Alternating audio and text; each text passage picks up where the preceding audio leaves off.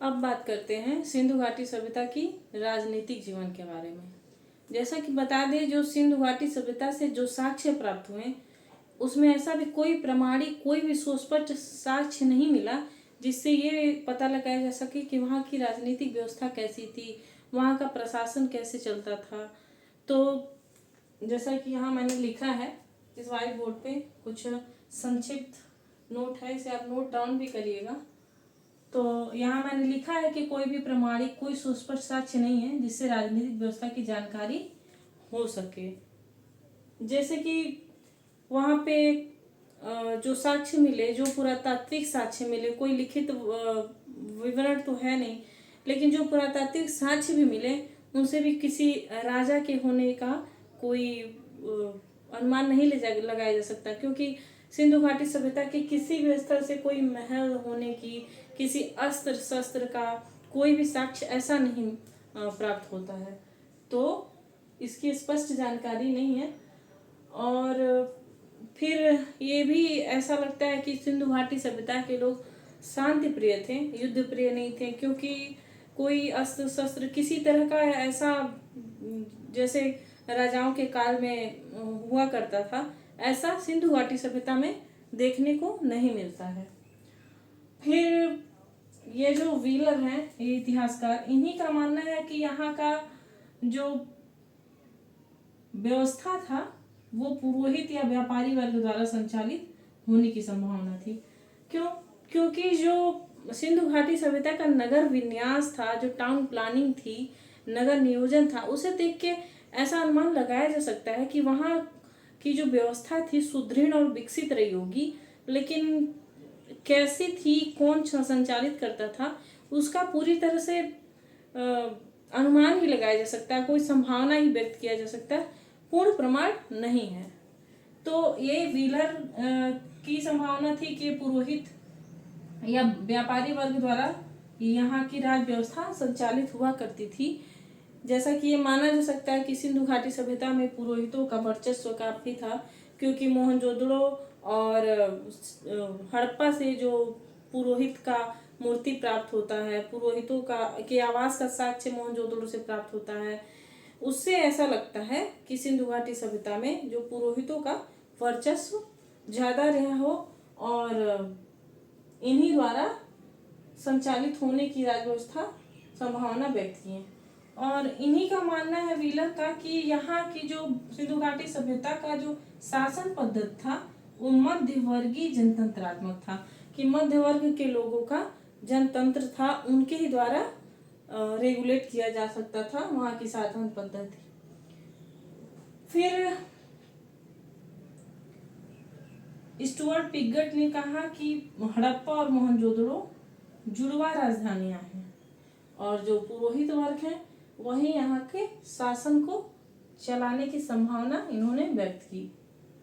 फिर Walter Reuben ने कहा कि यहाँ की शासन या प्रशासन गुलामों पर आधारित है। तो अनेक विद्वानों ने अपना अपना अनेक मत व्यक्त किया। तो ये हुई यहाँ की राजनीतिक जीवन। एक चीज आप लोग नोट करेंगे, जहाँ की मैंने अभी बताया कि यहाँ से कोई अस्त्र शस्त्र का साक्ष्य नहीं प्राप्त है।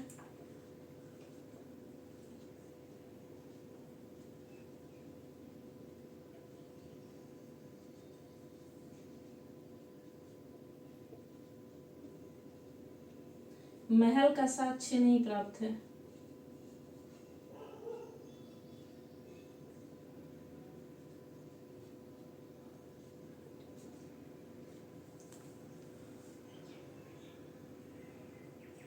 तो ये हुआ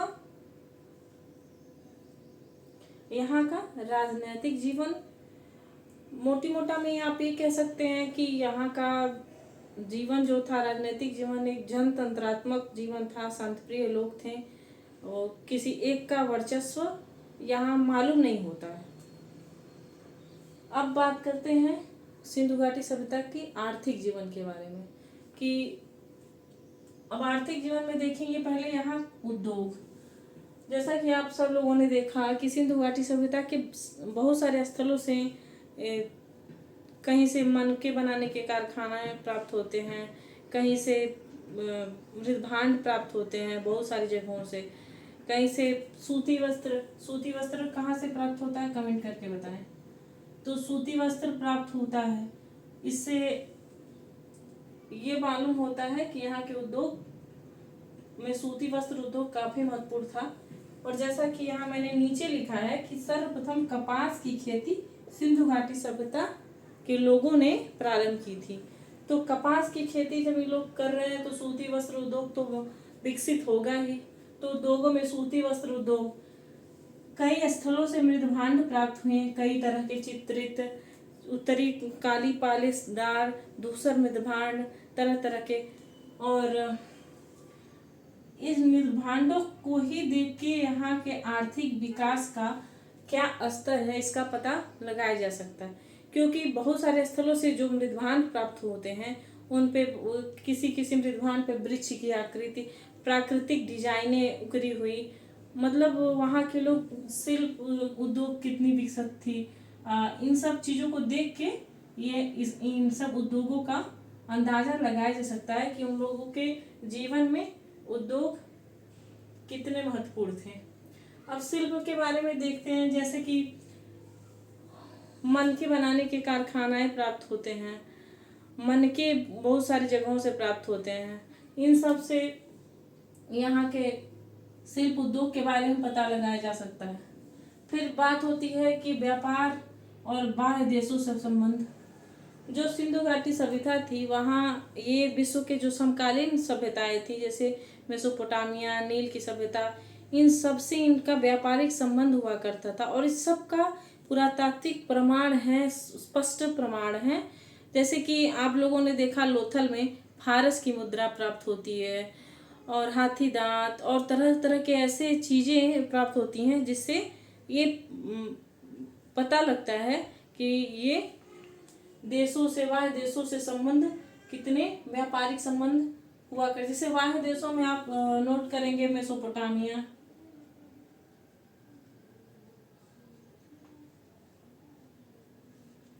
ईरान, अफगानिस्तान, सीरिया, बलूचिस्तान,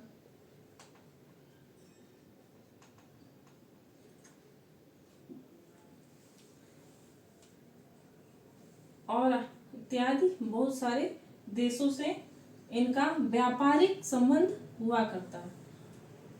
आयात निर्यात की बात करें तो जैसा कि आप लोगों ने देखा था लोथल में फारस की मुद्रा प्राप्त होती है। तो हाँ, फारस से भी संबंध था इनका, फारस जो कि ईरान में ही कह सकते हैं। तो एक जगह जो राजस्थान में कालीबंगा प्राप्त होती है वहां से प्राप्त होता है बेलनाकार मुहरे। वो बेलनाकार मुहरे मैंने पिछले वीडियो में बताया था कि वो मुहर मेसोपोटामिया के मुहरों से काफ़ी मेल खाती हुई, ऐसा लगता है कि मेसोपोटामिया। तो वहाँ से मुहरों का आदान प्रदान कैसे होता है इससे भी स्पष्ट होता है कि इन लोगों का व्यापारिक संबंध रहा होगा। फिर बात करते हैं कुछ जैसे धातु थे, सोना, चांदी, टिन, सीसा, इन सब का आयात होता था अफगानिस्तान और ईरान से। तांबा का आयात ये लोग करते थे राजस्थान, जो कि खेतड़ी की एक महत्वपूर्ण खान है आज भी, वहां से तांबे का आयात होता था। कुछ कीमती पत्थर थे बलूचिस्तान से, उनका आयात होता था कीमती पत्थरों का।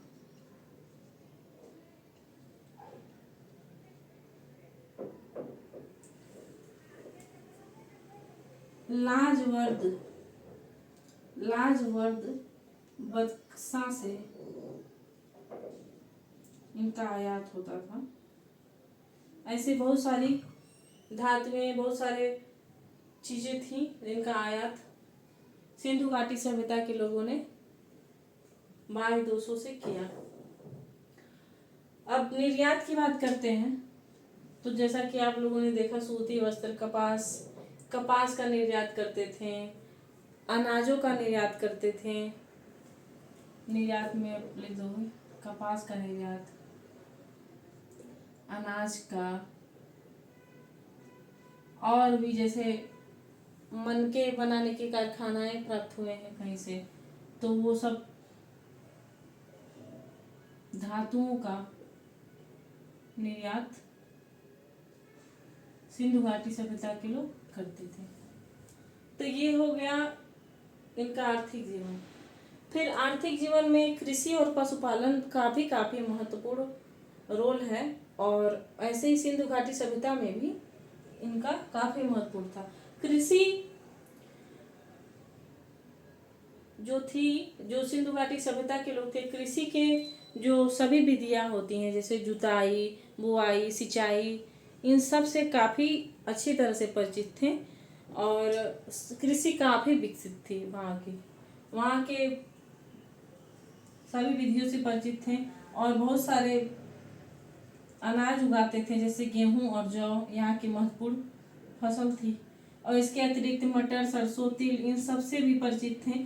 जैसे कि आप लोगों ने कालीबंगा में ही सरसों के खेत के साक्ष्य भी वहाँ से प्राप्त हुए। मटर, चना, जो तिलहन, इसका भी साक्ष्य मिलता है, तो इससे भी परिचित हैं। और कृषि की सभी विधियों से परिचित थे। इसका भी एक साक्ष्य, जुते हुए खेत का साक्ष्य भी कालीबंगा से प्राप्त होता है। फिर बनावली से एक हल की आकृति का मिट्टी का खिलौना प्राप्त होता है, तो उसको भी देख के ये अंदाजा लगाते हैं कि कृषि की विधियों से भी वो काफी परिचित थे। कई तरह के जो अनाज थे, तिलहन थे, इन सबको भी वो लोग बोते थे, इनसे भी काफी परिचित थे। ऐसा चावल से भी परिचित होने का साक्ष्य है, लेकिन पूर्ण साक्ष्य नहीं है।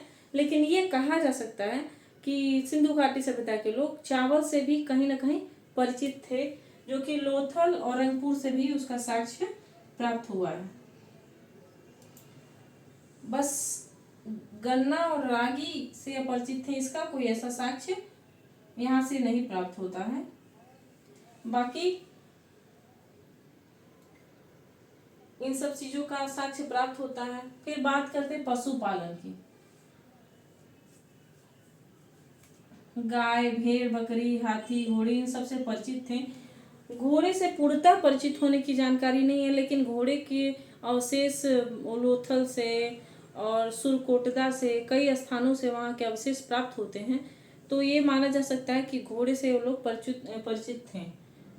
फिर जो कुबरदार वृषभ है, वहाँ का इनका महत्वपूर्ण पशु हुआ करता था, ऐसा भी है। और फिर एक सिंधु घाटी सभ्यता का स्थल चमुदड़ो, वहां से एक साक्ष्य मिलता है कि बिल्ली का पीछा करते हुए कुत्ते के पैर का निशान, तो उसको देख के एक अंदाजा लगा सकते हैं कि ये लोग कुत्ते और बिल्ली से परिचित थे। मैंने यहाँ लिखा नहीं है, लेकिन आप नोट करें कि कुत्ते और बिल्ली से भी परिचित थे,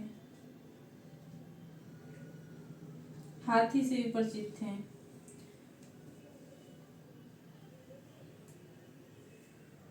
तो ये हो गया यहाँ का राजनीतिक और आर्थिक जीवन, जो महत्वपूर्ण बिंदु थे उन्हें हम लोगों ने देखा।